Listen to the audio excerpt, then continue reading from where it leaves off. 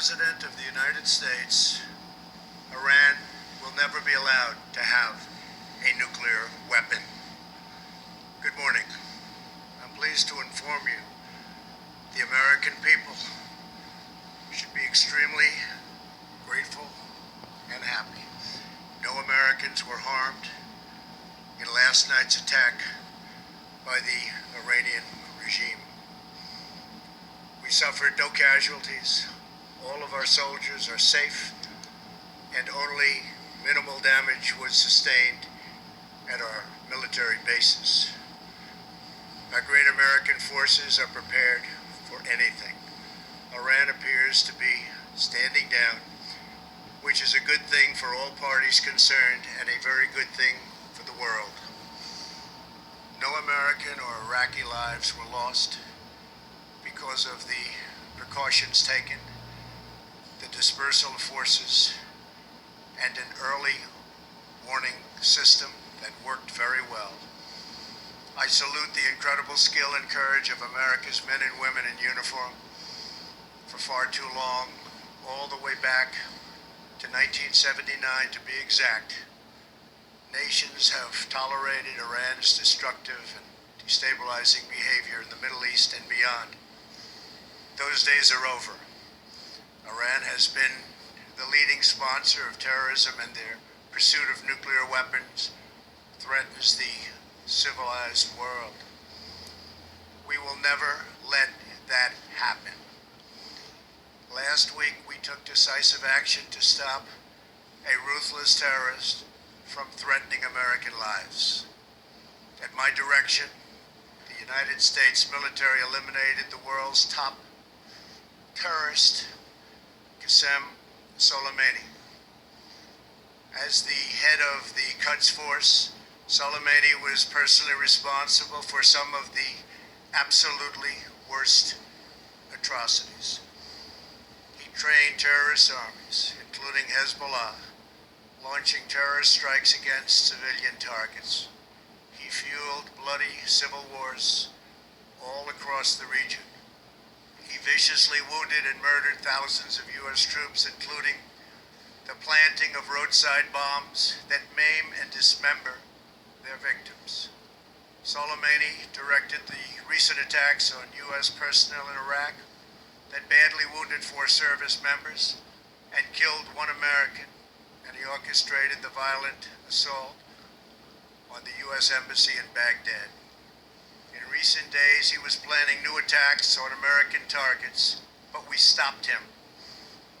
Soleimani's hands were drenched in both American and Iranian blood. He should have been terminated long ago. By removing Soleimani, we have sent a powerful message to terrorists. If you value your own life, you will not threaten the lives of our people. As we continue to evaluate options in response to Iranian aggression, the United States will immediately impose additional punishing economic sanctions on the Iranian regime. These powerful sanctions will remain until Iran changes its behavior. In recent months alone, Iran has seized ships in international waters, fired an unprovoked strike on Saudi Arabia, and shot down 2 U.S. drones. Iran's hostilities substantially increased after the foolish Iran nuclear deal was signed in 2013, and they were given $150 billion, not to mention $1.8 billion in cash. Instead of saying thank you to the United States, they chanted death to America. In fact, they chanted death to America the day the agreement was signed.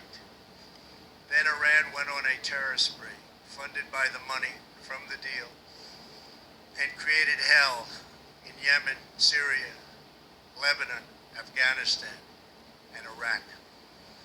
The missiles fired last night at us and our allies were paid for with the funds made available by the last administration.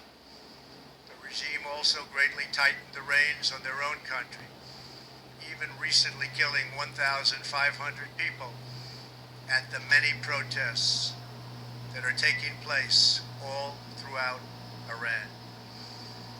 The very defective JCPOA expires shortly anyway and gives Iran a clear and quick path to nuclear breakout.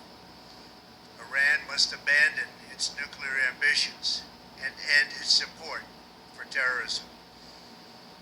The time has come for the United Kingdom, Germany, France, Russia, and China to recognize this reality. They must now break away from the remnants of the Iran deal, or JCPOA. And we must all work together toward making a deal with Iran that makes the world a safer and more peaceful place. We must also make a deal that allows Iran to thrive and prosper and take advantage of its enormous untapped potential. Iran can be a great country. Peace and stability cannot prevail in the Middle East as long as Iran continues to foment violence, unrest, hatred, and war.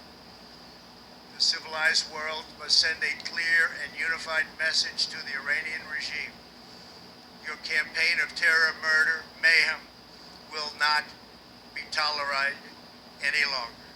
It will not be allowed to go forward. Today, I am going to ask NATO to become much more involved in the Middle East process.